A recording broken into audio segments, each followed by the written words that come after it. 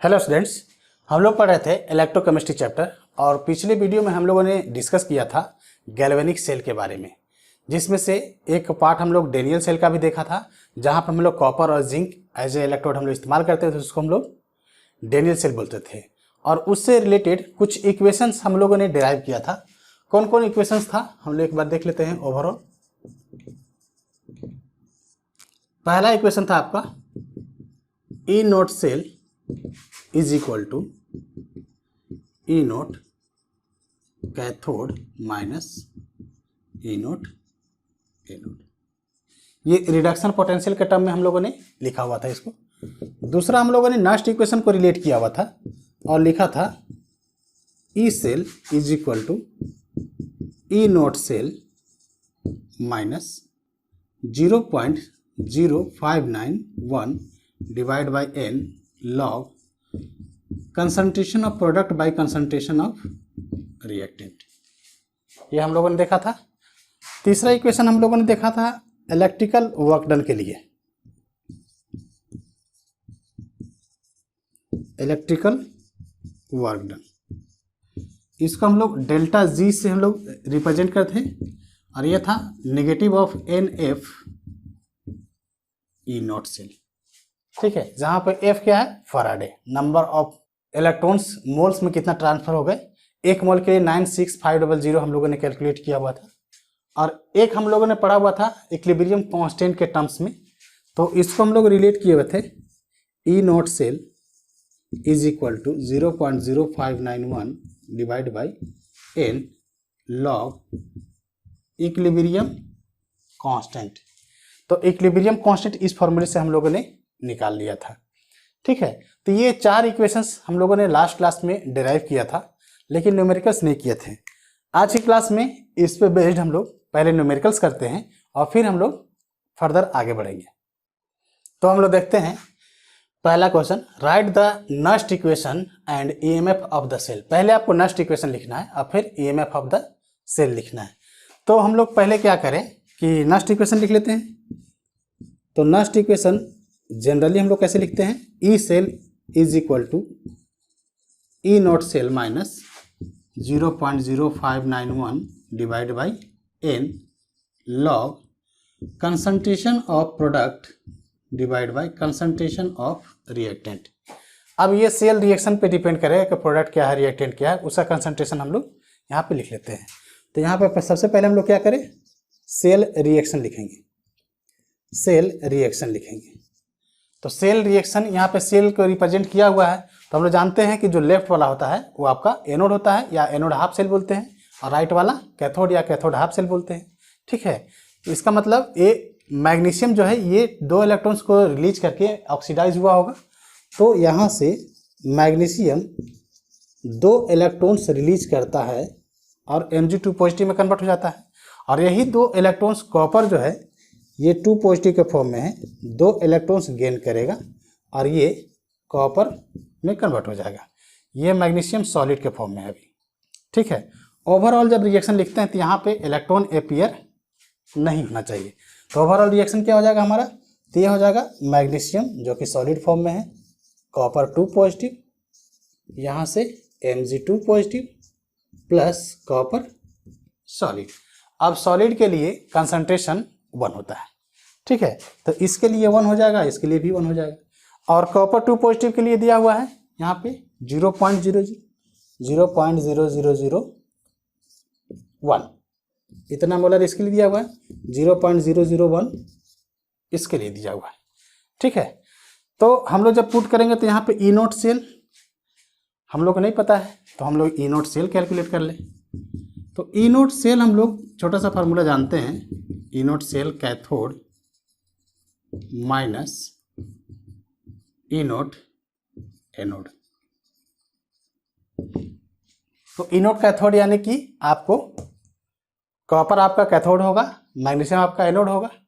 तो यहाँ से आपको दिया हुआ है मैग्नीशियम का रिडक्शन पोटेंशियल, ये रिडक्शन पोटेंशियल के टर्म्स में लिखा हुआ है। तो रिडक्शन पोटेंशियल मैग्नीशियम का और कॉपर का। तो कैथोड में क्या है, कॉपर। कॉपर के लिए कितना दिया हुआ है, ये दिया हुआ है 0.34 माइनस आपको दिया हुआ है नेगेटिव ऑफ एनोड के लिए नेगेटिव है 2.37।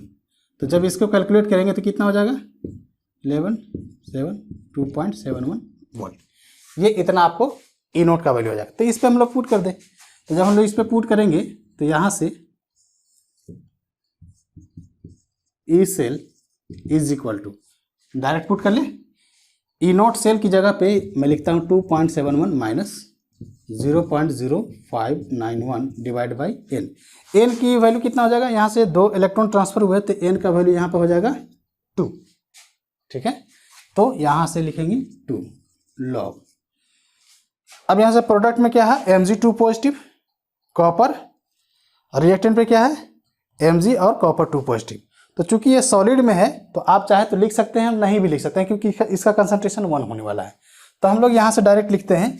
तो यहाँ से पहले हम लिखते हैं Mg2 पॉजिटिव और कंसंट्रेशन ऑफ कॉपर 2 पॉजिटिव। क्योंकि यहाँ पे अगर मैं कॉपर लिखूंगा, कंसंट्रेशन ऑफ कॉपर लिख सकते हैं, प्रोडक्ट में आपको ये भी है, लेकिन इसका कंसंट्रेशन 1 होता है, इसलिए मैं छोड़ दे रहा हूँ। अब यहाँ से ई सेल कैलकुलेट करें तो 2.71 माइनस 0.0591 डिवाइड बाई 2 लॉग। इसका कंसंट्रेशन कितना दिया हुआ है तो 0.001, इसको 10⁻³ भी लिख सकते हैं। और कॉपर के लिए 0.0001, इसके लिए हम लोग 10⁻⁴ लिख सकते हैं। तो यहाँ से हो जाएगा 10⁻³ मैग्नीशियम के लिए, और कॉपर के लिए जाएगा 10⁻⁴। जब काटेंगे तो क्या हो जाएगा, ये 10⁻⁻1 हो जाएगा, ऊपर जाएगा तो आपको क्या हो जाएगा 10 बचेगा। तो इस सेल यहाँ से कैलकुलेट करेंगे 2.71 0.0591 डिवाइड बाई 2 लॉग। मैं यहाँ पे डायरेक्ट टेल कर लेता हूँ। ठीक है, ठीक है। तो यहाँ से क्या हो जाएगा ओवरऑल, तो यहाँ से आपको रिजल्ट आएगा 2.68। ये आपका आंसर आ जाता है। तो इस प्रकार से आप कैलकुलेट कर लेंगे इस वाले को। अगला देखें हम लोग, the standard electrode potential for the Daniell cell is 1.1 volt दिया हुआ है। ये स्टैंडर्ड आपको दिया हुआ है। कैलकुलेट द स्टैंडर्ड गिव्स एनर्जी फॉर द रिएक्शन। तो यहाँ से सिंपली ये फॉर्मूला पे ही हम लोग पुट कर देंगे। डेल्टा जी नोट ये होता है negative of NF E note से। सेल रिएक्शन की बात करेंगे तो सेल रिएक्शन कैसे होगा, ये जिंक ऑक्सीडाइज होकर के जिंक 2 पॉजिटिव में गया, 2 इलेक्ट्रॉन्स को रिलीज किया होगा, और कॉपर 2 पॉजिटिव में है, 2 इलेक्ट्रॉन्स को गेन किया और ये कॉपर में बदल गया होगा। ये कटेगा, इलेक्ट्रॉन अपीयर नहीं होता है, तो नंबर ऑफ इलेक्ट्रॉन ट्रांसफर यहाँ पे 2 हो गया। ओवरऑल रिएक्शन हो जाएगा zinc copper 2 positive, Zn 2 positive और कॉपर। हालांकि ये लिखा हुआ है, लेकिन एक बार फिर से हम लोग लिखिए। तो N का वैल्यू यहाँ पे 2 हो गया। F जो होता है ये आपको फराडे होता है, ठीक है, जिसको हम लोग 96500 ये कूलाम पर मोल होता है। तो हम लोग इसको देखेंगे तो delta G is equal to 96500 coulomb per mole into E note cell आपको दिया हुआ है इतना 1.1, ये होता है जूल पर कूलाम। तो जब यहाँ से हम लोग करेंगे तो ये आ जाता है नेगेटिव ऑफ 21,222 जूल पर मोल। और इसी को अगर किलो जूल में हम लोग कन्वर्ट करना चाहे तो 1000 से डिवाइड कर देंगे तो ये हो जाएगा 21.222 किलो जूल। तो यही आपका आंसर हो जाएगा।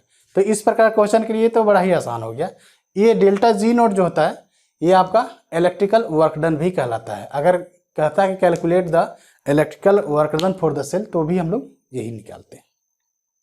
अगला क्वेश्चन देखते हैं हम लोग।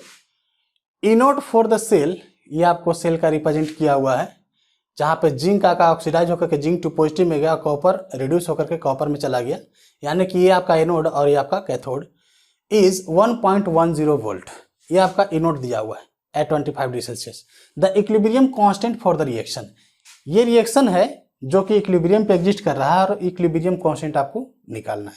तो इसके लिए हम लोग एक इक्वेशन जस्ट अभी थोड़ा देर पहले लिखे थे कि ये होता है E note cell is equal to 0.0591 divide by n log equilibrium constant.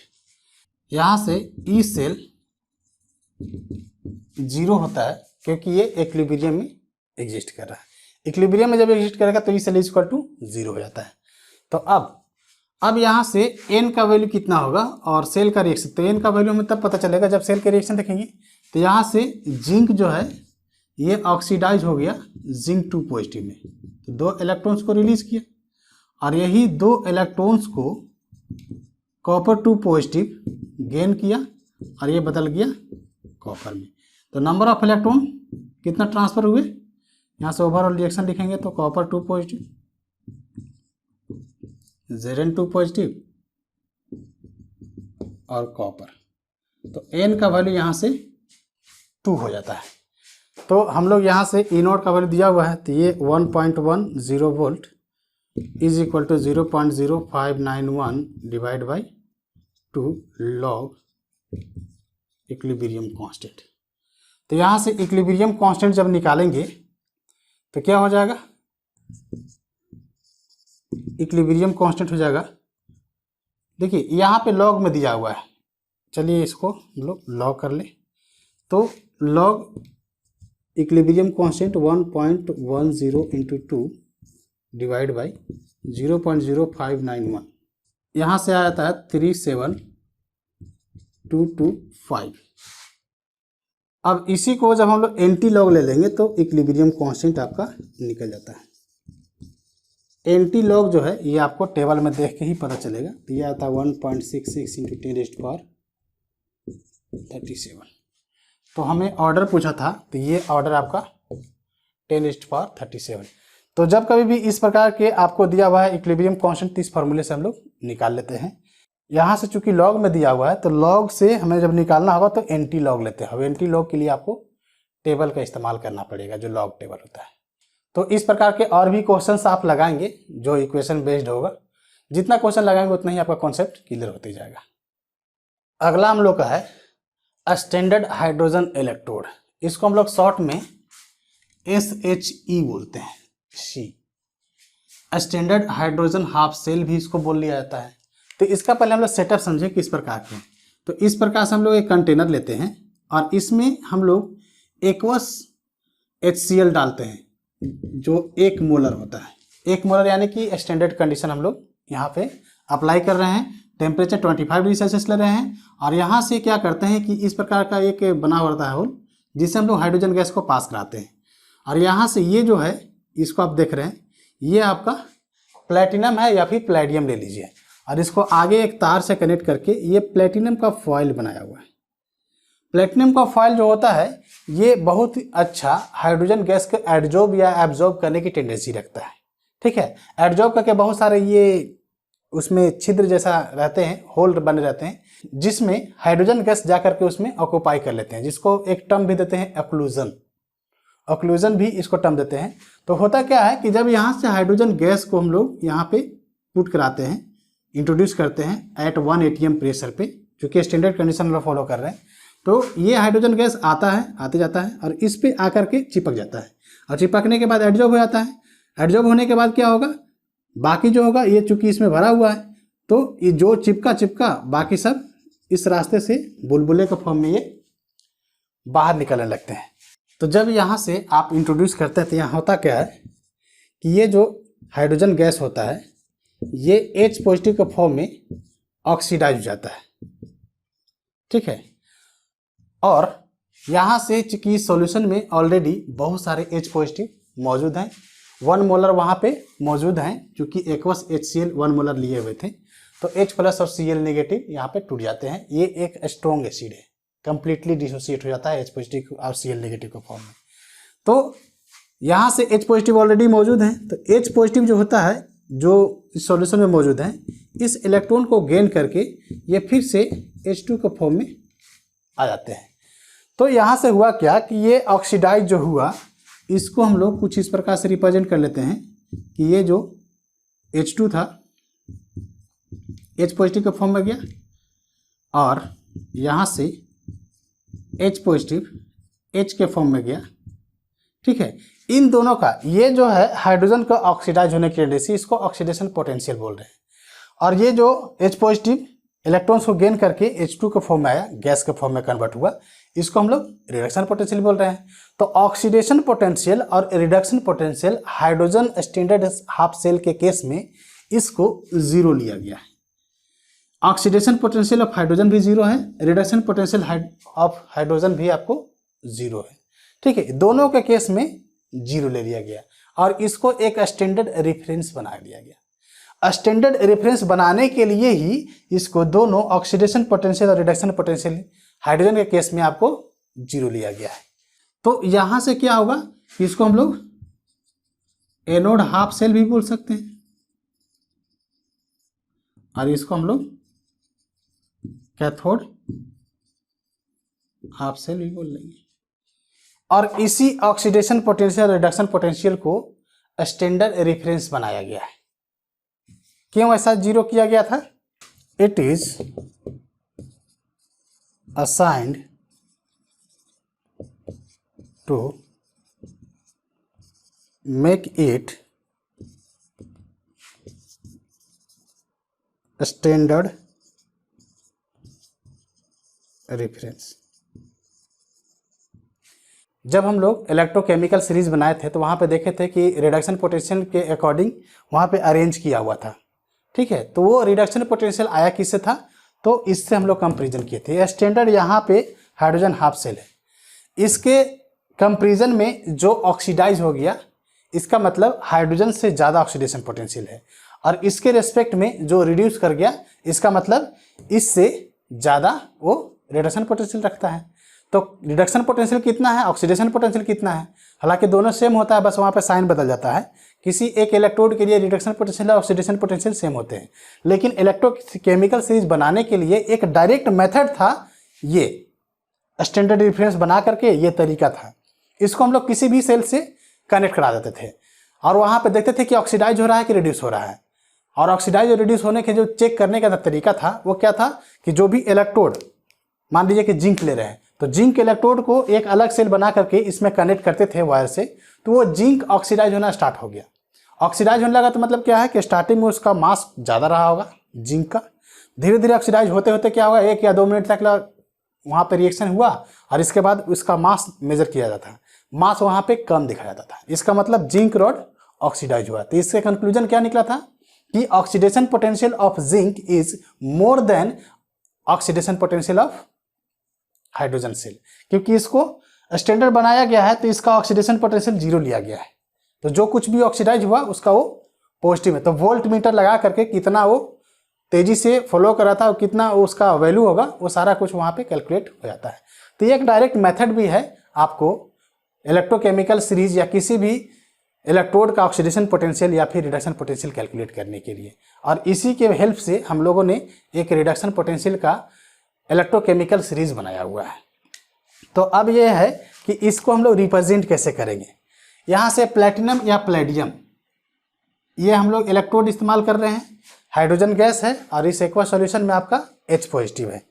तो यहाँ से हम लोग लिखना चाहेंगे तो ये प्लेटिनम या प्लेडियम ले लीजिए, दोनों में से कुछ भी ले सकते हैं, और यहाँ से H2 गैस एक इस प्रकार से बनाएंगे, और ये एक्वा सॉल्यूशन आपका 1 ATM पे है या फिर 1 बार कह सकते हैं, और ये आपका कंसंट्रेशन 1 मोलर है।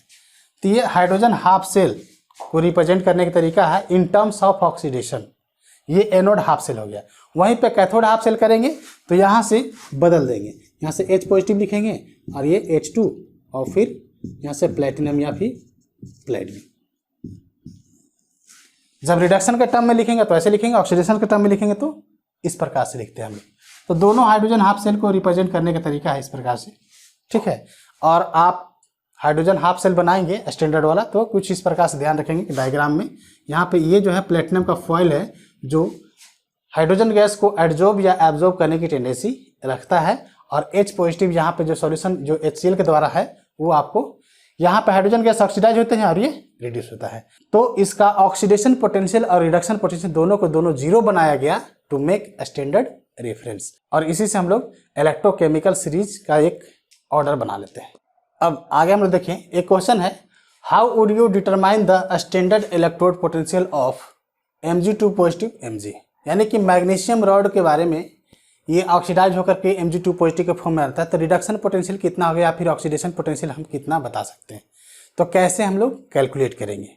ठीक है, तो इसके लिए हम लोग क्या कर रहे हैं कि यहाँ से स्टैंडर्ड हाइड्रोजन हाफ सेल यहाँ पे बना दिए, यहाँ पे क्या है कि H2 गैस 1 atm पे पास करा, इंट्रोड्यूस किए, तो यहाँ से फिर वही फेनोमेना हुआ कि H2 यहाँ पे आएगा, एडजॉर्ब हो जाएगा, और यहाँ से HCl है तो ढेर सारे H पॉजिटिव यहाँ पे HCl के टूटने से बने हुए हैं, तो ऑक्सीडाइज और रिड्यूस होगा। तो हम लोग क्या करते हैं कि इसके वायर को एक वोल्टमीटर से कनेक्ट करते हुए दूसरे सेल में, क्योंकि हमको ये मैग्नीशियम रॉड के बारे में जानना है कि ये ऑक्सीडाइज होगा या रिड्यूस होगा, या इसका ऑक्सीडेशन पोटेंशियल या रिडक्शन पोटेंशियल कितना है, तो इसके रेस्पेक्ट में इस प्रकार से हम लोग इसको कनेक्ट कर लेते हैं। ये आपका सॉल्ट ब्रिज है।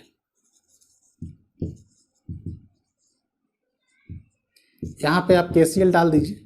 ठीक है, तो क्या होता है कि जब इस प्रकार से हम लोग सेटअप लगाते हैं और यहाँ पे मैग्नीशियम रॉड को डालते हैं, तो इसको स्विच को ऑन करने से पहले इसका मास जो है ये कैलकुलेट कर लिया जाता है कि कितना इसका मास है, और इसको वायर से कनेक्ट करके स्विच को ऑन करते हैं, 2 से 3 मिनट तक इसको छोड़ देते हैं।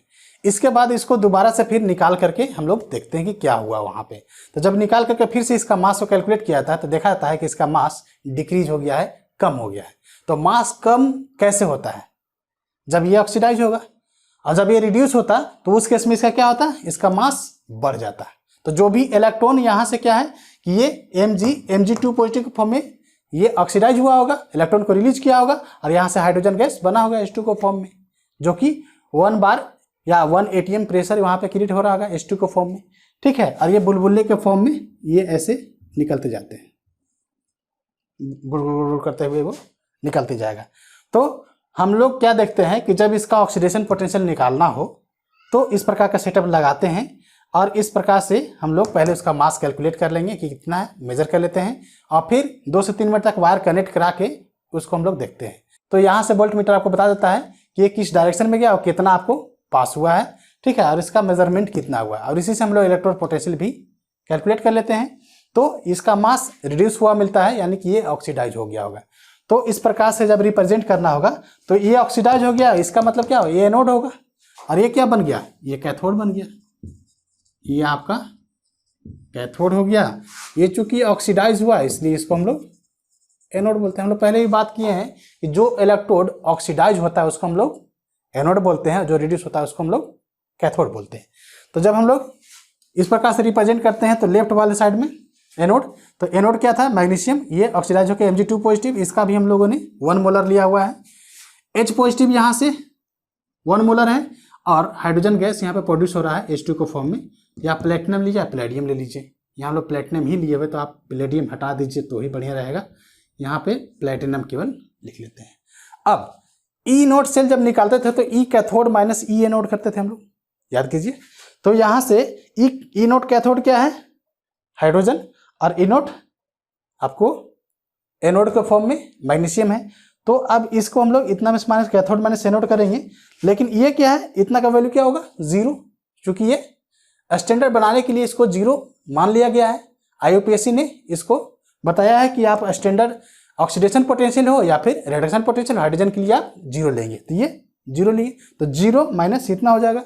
इसका मतलब जब हमें इसका रिडक्शन पोटेंशियल निकालना होगा तो इस नेगेटिव की इधर फेंकना होगा, तो रिडक्शन पोटेंशियल ऑफ मैग्नीशियम इतना हो गया, तो ऑक्सीडेशन पोटेंशियल कितना होगा, तो जस्ट इसका उल्टा हो जाएगा, है ना। इसका हम निकालेंगे, मान लीजिए ऑक्सीडेशन पोटेंशियल निकालना हो इनो, तो हम लोग ऐसे लिख लेंगे Mg2 पॉजिटिव, और यहाँ से नेगेटिव जो लगा हुआ है उसको हटा लेंगे, ई नोट से लिख लेंगे, और यही आपका क्या होगा, ऑक्सीडेशन पोटेंशियल, और ये आपका रिडक्शन पोटेंशियल। तो ऐसे हम लोग हाइड्रोजन को स्टैंडर्ड मानते हुए हम लोग और भी इलेक्ट्रोड का निकाल लेते हैं। तो इस प्रकार से हम लोग डिटरमाइन कर लेंगे। अब इस पर बेस्ड एक क्वेश्चन है, write a Nernst equation and EMF of the cell at 298। ये ठीक उसी प्रकार से होगा, बस यहाँ पे हाइड्रोजन टर्म इस्तेमाल हो गया है। ये सेल रिप्रेजेंट किया हुआ है आयरन के लिए, और यहाँ पे हाइड्रोजन हाफ सेल के लिए, ठीक है। और गिवन क्या है कि इसका स्टैंडर्ड इलेक्ट्रोड पोटेंशियल जो है ये नेगेटिव ऑफ 0.44 है। तो ये क्या है, रिडक्शन पोटेंशियल है, यानी कि हाइड्रोजन का भी हमको रिडक्शन लेना होगा, वो भी 0 होता है। तो हम लोग इसको लिख ले, तो इसके लिए हम लोग ई सेल लिखे, तो E cell E note cell minus 0.0591 divide by n log concentration of product by concentration of reactant. कुछ इस प्रकार से हम लोग कर लेते हैं। तो अब देखिए, अब यहाँ पे सेल का रिएक्शन करेंगे तो सेल रिएक्शन जो होगा, सेल रिएक्शन जो होगा यहाँ पे, ये Fe जो होगा, Fe2 पॉजिटिव फॉर्म में जा करके 2 इलेक्ट्रॉन्स को रिलीज किया होगा, ऑक्सीडाइज हुआ होगा, और ये हाइड्रोजन जो है ये 2 इलेक्ट्रॉन्स को गेन करके H2 के फॉर्म में कन्वर्ट हुआ होगा। ठीक है, तो ओवरऑल ये कटेगा और यहाँ से Fe H positive, Fe2 positive plus H2। अब H2 यहाँ पे गैस होगा तो पार्शियल प्रेशर के टर्म में लेंगे, जो कि आपका 1 बार या 180 में आपको दिया हुआ है। ठीक है, अब यहाँ से n का वैल्यू कितना हो जाएगा, n यहाँ पे हो जाएगा 2, क्योंकि यहाँ पे 2 इलेक्ट्रॉन्स ट्रांसफर हुए हैं। और यहाँ से डायरेक्ट पुट करें हम लोग, E cell is equal to, अब ई नोट सेल के लिए E cathode minus E anode, और कैथोड क्या है, हाइड्रोजन वाला, यानी कि यहाँ से हम लोग ई नोट हाइड्रोजन का रिडक्शन पोटेंशियल देखेंगे तो ये H2 के फॉर्म में कन्वर्ट हुआ है, minus E note Fe2 positive Fe के फॉर्म में कन्वर्ट हुआ। ये आपका ई नोट सेल के लिए लिख लिए, माइनस 0.0591 डिवाइड बाई एन का वैल्यू कितना है, यहाँ पे है 2 लॉग। अब देखिए यहाँ से ये आपका H पॉजिटिव है और यहाँ से क्या है Fe2 पॉजिटिव, तो हम लोग लिख लें, यहाँ से लिखेंगे concentration of Fe2 positive H2, और यहाँ से क्या है Fe, और ये क्या है H पॉजिटिव। H पॉजिटिव का यहाँ पे स्क्वायर हो जाएगा। स्क्वायर क्यों कर रहे हैं, क्योंकि यहाँ पे 2 है, तो कंसंट्रेशन के टर्म में जब लिखेंगे तो यहाँ से हाइड्रोजन का स्क्वायर हो जाएगा। तो अब E cell is equal to, इसके लिए क्या आ जाएगा 0, क्योंकि standard reduction potential of hydrogen कर रहे हैं तो ये स्टैंडर्ड है, तो स्टैंडर्ड रिडक्शन पोटेंशियल जो होगा हाइड्रोजन के लिए वो 0, माइनस इसके लिए आपको दिया हुआ कितना, ये दिया हुआ है 0.44 नेगेटिव में है, और यहाँ से माइनस 0.0591 डिवाइड बाई 2 लॉग। अब देखिए आयरन के लिए कंसंट्रेशन कितना है, आयरन के लिए यहाँ पे दिया हुआ है 0.00, इसको 10⁻³ भी कर सकते हैं हम लोग, तो इसको हम लोग लिख लें यहाँ से 10⁻³ हाइड्रोजन के लिए यहाँ पे 1 लिख लेंगे। आयरन चूंकि सॉलिड है, यहाँ पे सॉलिड होगा तो इसके लिए भी कंसंट्रेशन आपका 1 हो जाएगा, और ये हाइड्रोजन आयन कंसंट्रेशन 1 मोलर दिया हुआ है तो 1 मोलर हो जाएगा। अब यहाँ से हम लोग कैलकुलेट कर ले ई सेल, तो E cell is equal to, ये माइनस माइनस प्लस हो जाएगा तो ये 0.44 हो जाएगा, माइनस 0.0591 डिवाइड बाई 2 लॉग। अब यहाँ से देखिए 10⁻³ है, तो 10 लॉग यहाँ से हो जाएगा 10⁻³ तो ये -3 में चला जाएगा। तो ई सेल फाइनली हम लोग ऐसे लिख सकते हैं कि 0.44 माइनस 0.0591 डिवाइड बाई 2 इंटू -3 यहाँ से, और ये आता है फाइनली 0.523 वोल्ट। ठीक है, तो इस प्रकार से हाइड्रोजन हाफ सेल वाले पे आप लोग काम करेंगे। अगला देखें हम लोग, यहाँ से कर रहा है कि EMF of the cell is 0.092 volt. ये आपका ई सेल दिया हुआ है, और यहाँ से आपको दिया हुआ सेल का रिप्रेजेंटेशन, यहाँ प्लेटिनम हाइड्रोजन गैस 1 बार यहाँ पर प्रोड्यूस हो रहा होगा, H पॉजिटिव यानी कि कुछ भी लिया होगा, HCl मान लेते हैं तो H पॉजिटिव इससे निकल रहा होगा, ये M4 पॉजिटिव से M2 पॉजिटिव पे गया यानी कि रिड्यूस हुआ होगा, और यहाँ से प्लेटिनम आपका लिया हुआ है at 25 degree Celsius. If concentration of M2 positive by concentration of M4 positive, ये आपको दिया हुआ 10⁻⁴ देन फाइंड x। तो हम लोग इसको कैलकुलेट करना होगा, तो हम लोग पूरा फार्मूले पे ही पुट करेंगे। तो यहाँ से E cell is equal to हो जाएगा E note cell minus 0.0591 divide by n log concentration of product by concentration of reactant. ठीक है, तो सबसे पहले हम लोग सेल रिएक्शन लिख ले।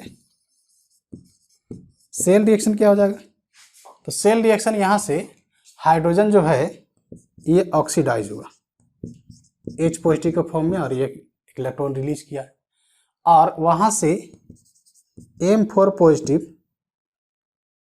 2 पॉजिटिव में चला गया, यानी कि 2 इलेक्ट्रॉन्स को गेन किया होगा और M 2 पॉजिटिव में चला गया होगा, तो यहाँ से 2 इलेक्ट्रॉन्स को रिलीज करेगा, तो यहाँ पर 2 लगाना पड़ेगा ऐसे, और ओवरऑल जब लिखेंगे तो ये काटना पड़ेगा और ये हो जाएगा आपका H2 जो कि गैस है प्लस M4 पॉजिटिव और ये दे देगा आपको 2H positive plus M2 positive. ठीक है, तो यहाँ से ये आपका प्रोडक्ट हो जाएगा और ये आपका रिएक्टेंट हो जाएगा। तो इन सभी को पुट करें। अच्छा, यहाँ से हमें ई नोट सेल भी कैलकुलेट करना पड़ेगा। तो ई नोट सेल के लिए वैल्यू दिया हुआ है ई नोट M4 पॉजिटिव से 2 पॉजिटिव, यहाँ पर reduction potential of M and reduction potential of hydrogen. तो हम लोग यहाँ से देखिए कि ये जो है ये आपका कैथोड और ये आपका एनोड, तो इतना माइनस इतना करेंगे, तो यहाँ से हम लोग लिख लें कि ई नोट सेल जो होता है ये ई naught cathode minus E naught anode होता है। तो ई नोट कैथोड आपका यही है, राइट साइड वाला कैथोड होता है, तो ये 0.151 माइनस इसका 0 दिया हुआ है, तो ये मतलब यही बन जाएगा 0.151 वोल्ट, यही आपका ई नोट सेल हो जाएगा। यहाँ से हम लोग पुट कर ले, तो ई सेल यहाँ से क्या देख रहे हैं कि दिया हुआ है 0.092। ठीक है, ई नोट हम लोग का 0.151 माइनस 0.0591 डिवाइड बाई, अच्छा नंबर ऑफ इलेक्ट्रॉन कितना ट्रांसफर 2, तो एन का वैल्यू 2 हो जाएगा, यहाँ पे 2 लॉग। तो यहाँ से हम लोग लिख लें H positive square M2 positive divide by reactant में क्या है H2 M4 पॉजिटिव।